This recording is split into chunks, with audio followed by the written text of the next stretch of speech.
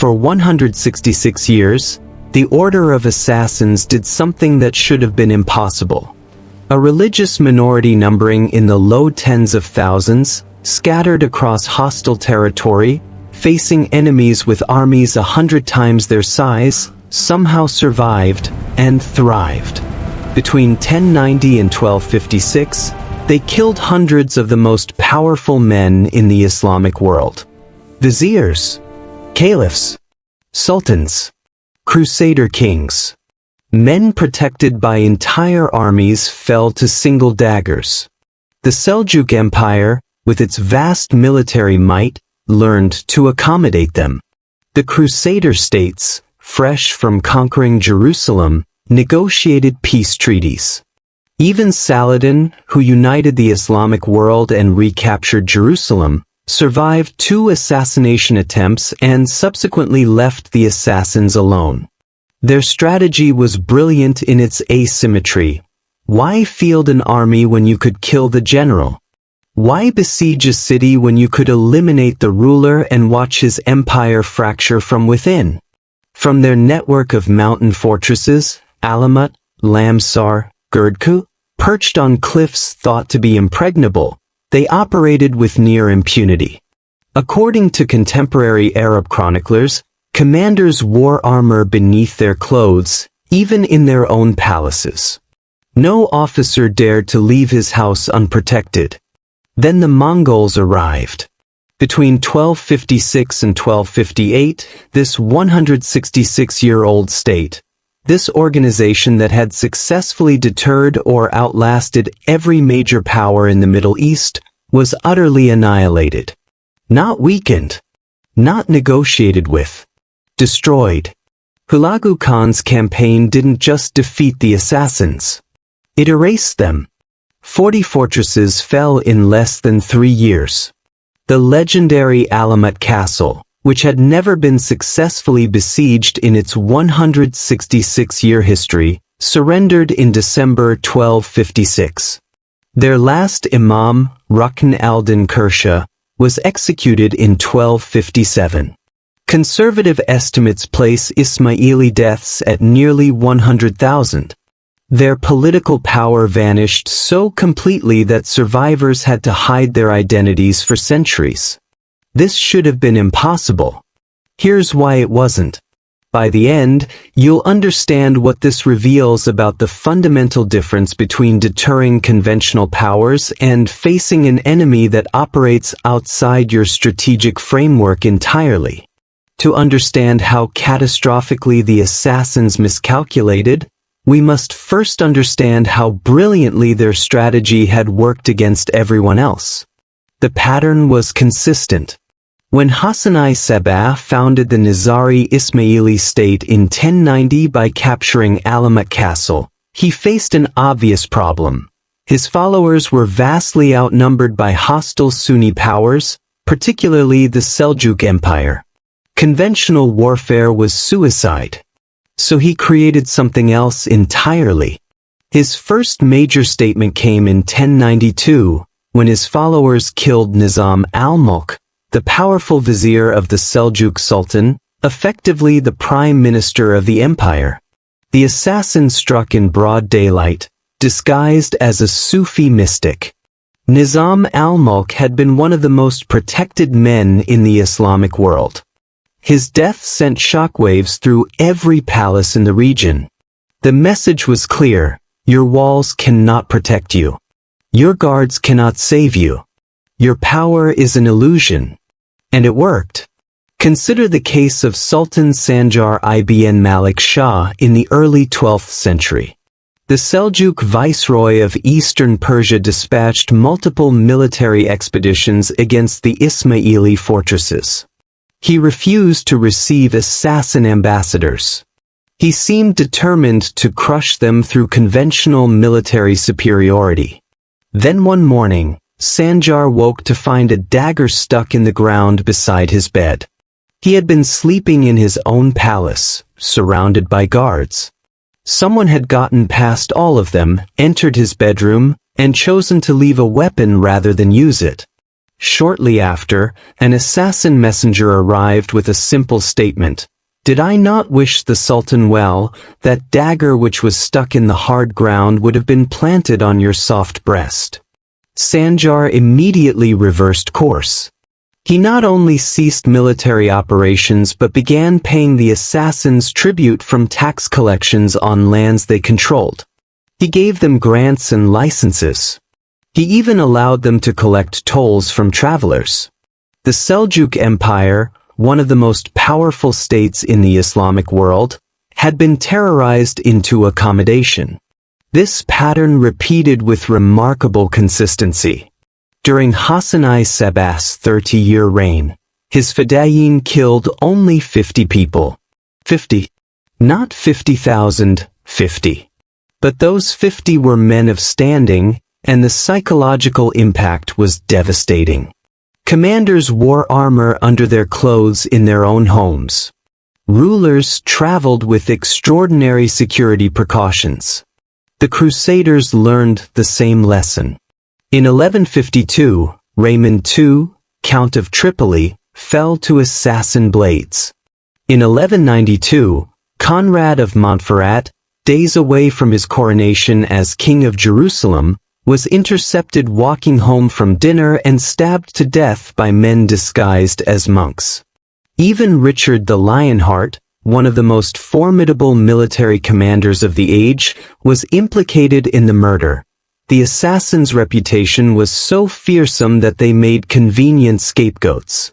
Saladin himself, who united Syria and Egypt and recaptured Jerusalem from the Crusaders, survived 2 assassination attempts in 1175 and 1176.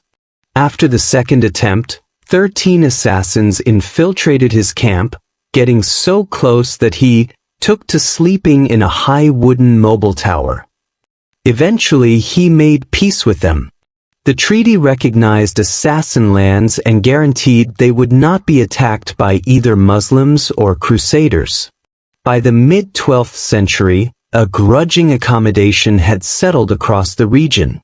Between 1138 and 1162, the number of high-profile assassinations dropped from nearly 50 to just 14. The assassins had achieved something remarkable: strategic deterrence through tactical terror. Their fortresses dotted the landscape from Persia to Syria. They collected taxes. They negotiated as equals with empires. The cost-benefit calculation for their enemies was clear. Attacking assassin fortresses meant long sieges in mountainous terrain with uncertain results. While the cost of attacking them was near certain, your leadership would be systematically eliminated. Far better to negotiate.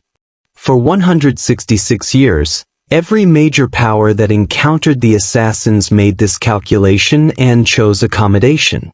So why did the Mongols, confronting the same network of fortresses, the same reputation for unstoppable assassinations, the same strategic logic, choose total annihilation instead? In the early 1250s, the assassin leadership had every reason to believe the Mongols would follow the same pattern. The signs seemed familiar.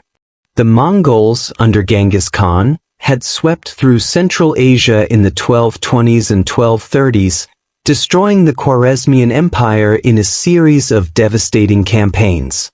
Initially, they largely ignored the assassins. When they did interact, it suggested the traditional pattern might hold. The assassins had even tried to align themselves with Genghis Khan during his campaign against the Khwarezmians. They were, after all, skilled at reading power dynamics and positioning themselves advantageously. When the Mongol tide receded back toward their homelands, the assassins quickly filled the power vacuum, regaining control over their fortified territories. From the assassin perspective, they had survived yet another major military power's arrival. Business as usual.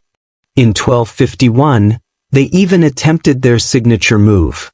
According to William of Rubruck, a Flemish Franciscan who visited the Mongol court in 1253, a delegation claiming to bring homage from the Nizari Imam allegedly concealed assassins attempting to kill Monk Khan, the Great Khan himself. The attempt failed. The assassins were discovered, but it represented the assassin's standard opening gambit. Demonstrate that even the most powerful ruler is vulnerable. This had always worked before. But Monk Khan's reaction was not Sultan Sanjar's. He didn't wake up to find a dagger by his bed and negotiate. He ordered his brother Hulagu to exterminate the assassins entirely. In 1253, Hulagu departed Mongolia with an army of 100,000 to 150,000 troops. His objectives, in order: destroy the assassins, then destroy the Abbasid Caliphate in Baghdad. The assassins were explicitly listed first. Still, the assassin leadership seemed confident. They had 40 fortresses scattered across Persia and Syria. Their headquarters at Alamut was carved into a mountain peak in the Alborz range, accessible only by narrow paths easily defended. According to Ata-Malik Javani, a Persian historian who later surveyed Alamut, the fortress was magnificently provisioned with sophisticated storage facilities, a famous library, and reliable water supplies. Contemporary accounts noted its impregnability and self-sufficiency. The assassins prepared to do what they had always done: hole up in their fortresses, make the cost of siege astronomically high, and demonstrate through targeted killings that negotiations were preferable to continued warfare. In late 1255, their Imam Ala al-Din died, likely poisoned in an internal power struggle, and his young son Rukn al-Din Kursha assumed leadership. The new Imam, reportedly weakened by hashish addiction and inexperienced in statecraft, faced the Mongol advance just as it reached assassin territory. As soon as Hulagu entered Persia in 1256, Kursha immediately sent envoys to the nearest Mongol commander, Noyan Yasir in Kazvin, announcing the Nizari leadership's willingness to submit to Mongol rule. This was the assassin playbook: appear accommodating, buy time, negotiate favorable terms, use the threat of assassination to ensure those terms remain favorable. It had worked for 166 years against the Seljuks, the Fatimids, the Ayyubids, and the Crusaders. But the Mongol response revealed immediately that this time was different. The first divergence came in the negotiation itself. When Kursha sent envoys offering submission, Yasir replied that the Imam must personally visit Hulagu's camp. This was unusual but not unprecedented. When Kursha sent his Grand Vizier Kaikabad instead, offering surrender of all strongholds except Alamut and Lamsar and requesting a year's delay, the Mongols simply kept advancing. Traditional enemies, at this point, would enter negotiations. The assassins would offer tribute, pledge nominal allegiance, maintain their fortresses, and both sides would walk away with an acceptable arrangement. The Mongols continued their advance toward Alamut. Kursha then sent his 7- or 8-year-old son as a show of good faith. The Mongols sent the child back, stating he was too young. When Kursha sent his brother Shahanshah to meet the Mongols at Ray, Hulagu demanded not tribute or pledges but the complete dismantling of Nizari fortifications. This was the first clear sign that the normal rules did not apply. Every previous power had been willing to accept nominal submission and move on. The Mongols wanted unconditional surrender, not as a negotiating position, but as a minimum requirement. The second divergence was technological. When Hulagu's forces began assaulting assassin fortresses in May 1256, starting with Tun, they didn't follow the conventional siege pattern. Traditional medieval sieges involved surrounding a fortress, cutting off supplies, and waiting for starvation or disease to force surrender, often taking months or years. Fortresses like Ata-Malik had been designed specifically to outlast such sieges with their elaborate storage and water systems. The Mongols didn't wait. According to Giovanni, Hulagu brought with him 3,000 giant crossbows from China for the campaign. These weren't ordinary crossbows. They were massive siege weapons, arquebulisti, that could fire bolts a distance of 2,500 paces, roughly 1.5 miles. The bolts had burning pitch attached, or according to some historians, early gunpowder charges that caused devastating fires. Chinese engineers accompanied the Mongol army, operating these weapons with lethal precision. Stones were knocked off castle walls. Defenders were burnt in great numbers. The fortress at Tun fell after just 1 week, and almost all its inhabitants were massacred. This was unprecedented. Assassin fortresses, built on the assumption that they could outlast any siege, were being breached in days. The third divergence was strategic indifference to casualties, on both sides. Traditional powers fought the assassins with a constant calculation in mind. How many soldiers will this siege cost? How many leaders will they kill in retaliation?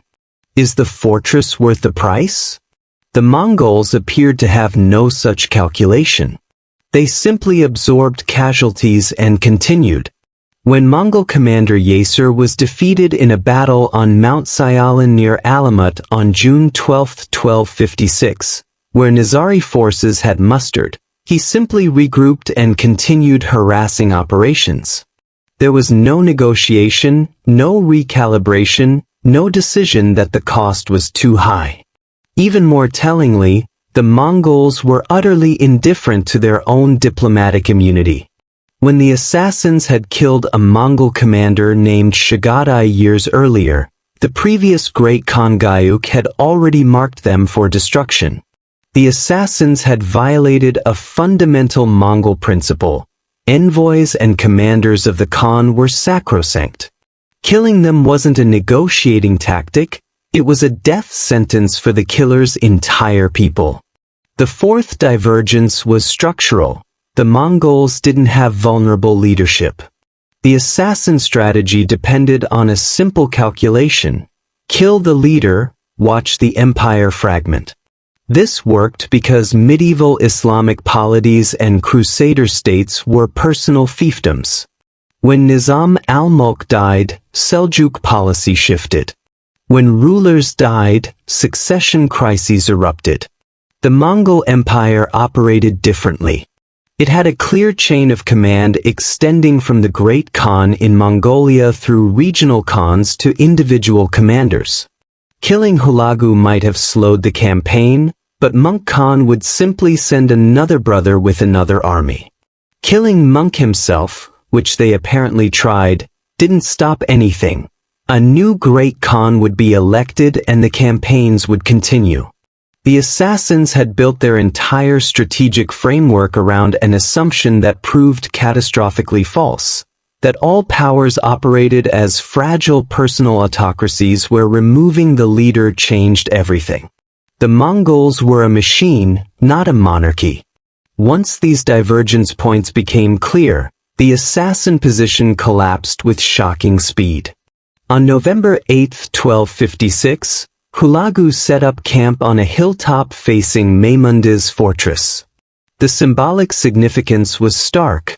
The Mongols weren't sneaking up mountain passes under cover of darkness. They were demonstrating overwhelming force in plain sight.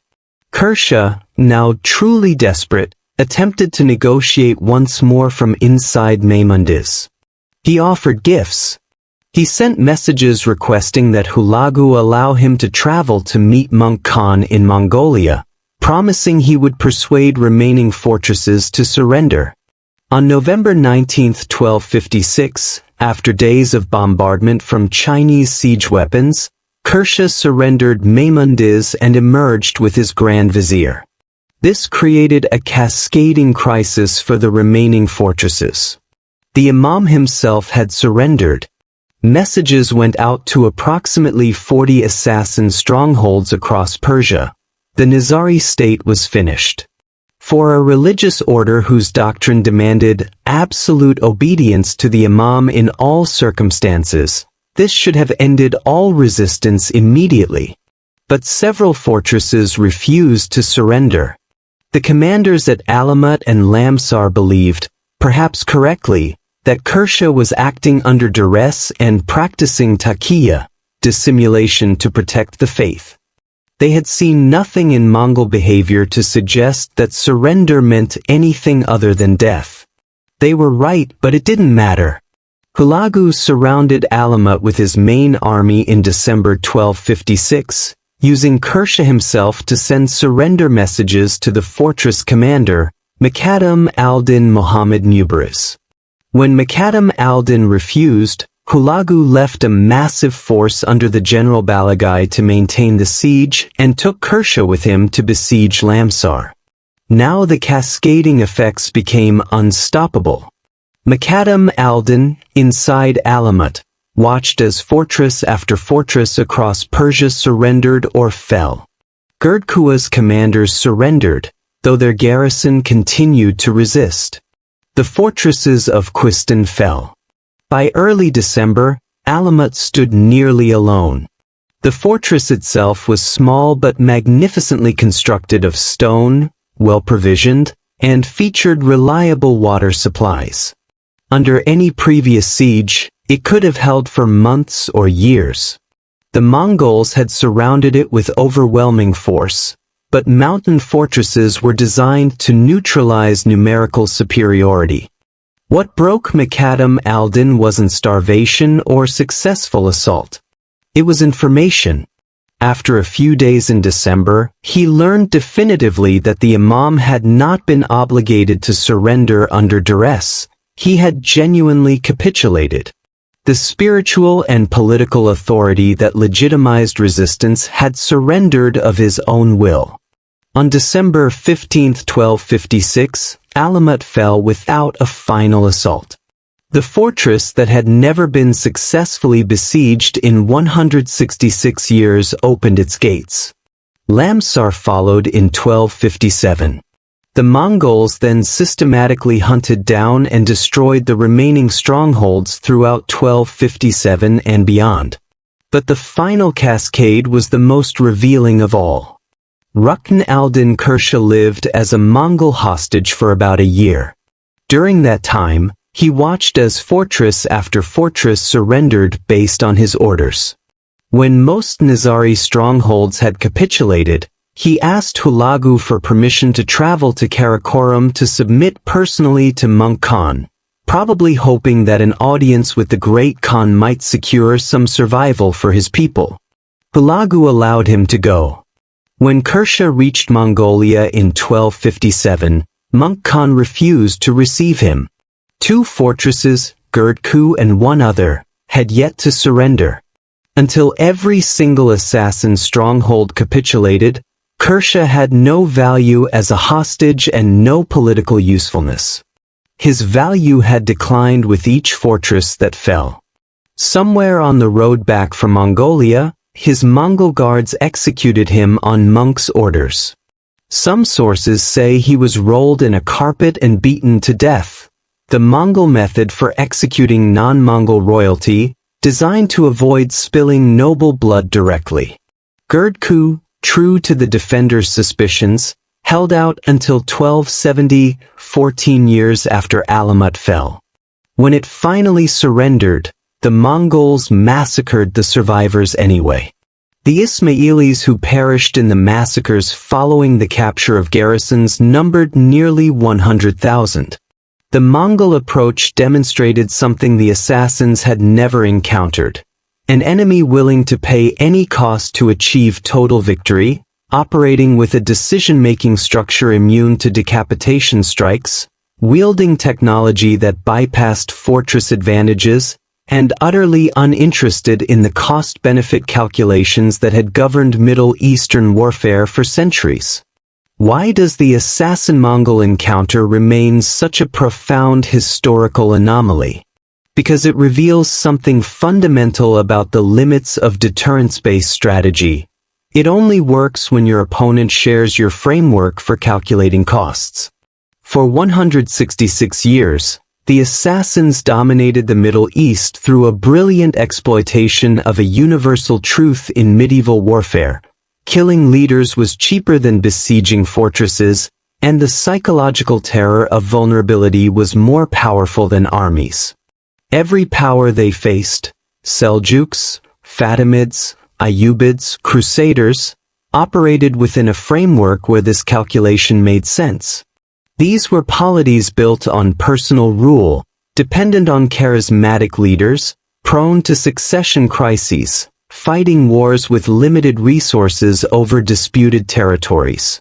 In this environment, the assassins had discovered something close to invincibility: be too costly to destroy, too valuable to ignore, and terrifying enough that accommodation seemed wise. Then came an empire that operated on entirely different principles. The Mongols weren't interested in accommodation because they didn't view warfare as a negotiation. Their empire wasn't a personal fiefdom dependent on a single leader's survival. It was a machine with replaceable parts and a clear succession system.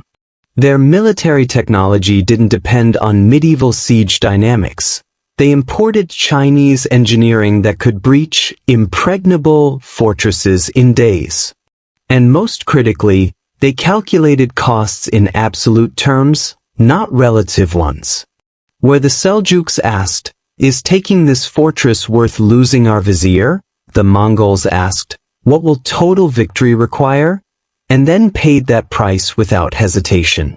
The assassins had built their entire existence around exploiting rational actors making cost-benefit analyses within a shared strategic framework. The Mongols weren't irrational. They were operating in a completely different framework where the assassins' variables didn't even appear in the equation. This reveals a broader truth about power asymmetries. Unconventional strategies work spectacularly well against conventional opponents, right up until they encounter an opponent for whom the unconventional approach is simply irrelevant. The assassins' fortresses were designed to outlast conventional medieval sieges. Chinese siege technology made them obsolete. Their assassination strategy assumed fragile command structures. The Mongol command structure had redundancy built in. Their psychological warfare depended on opponents who valued individual survival over collective objectives. The Mongols regularly sacrificed entire armies for strategic goals. Today, we see echoes of this pattern everywhere. Insurgencies that successfully deter conventional militaries through asymmetric warfare. Economic sanctions that work brilliantly until facing an autarkic state. Deterrent strategies built on assumptions about rational actors that collapse when facing actors with incompatible rationality frameworks. The assassins weren't defeated because they made tactical errors. They were annihilated because their entire strategic logic became irrelevant the moment they faced an enemy that didn't share their foundational assumptions about how power worked. So here's the question that haunts this historical anomaly. What assumptions are we making about our adversaries today?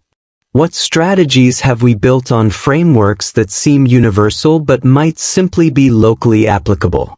Where are the modern assassins, supremely confident in fortresses and strategies that have never failed, right up until they meet an enemy for whom those fortresses are simply irrelevant? The Order of Assassins spent 166 years being right about how power works in their world. They spent 3 years learning that their world wasn't the only world that existed. And by then it was far too late.